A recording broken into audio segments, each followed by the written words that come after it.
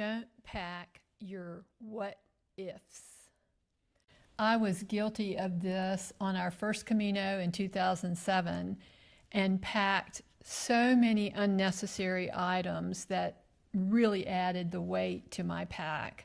Back then, we didn't know about the pack transfer service, so I ended up with a backpack that weighed 36 pounds, and it ended up giving me a stress fracture in my foot.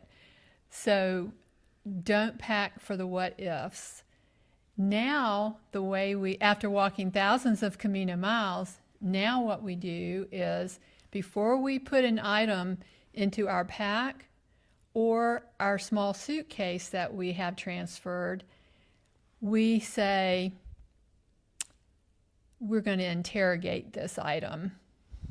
And the first question that we ask is, do I really need this? The next question is this something that I can buy along the way if I end up needing it? Or is something I'm already taking for sure, can it do the same job as this other thing? All of these little what if I need them items really end up being dead weight.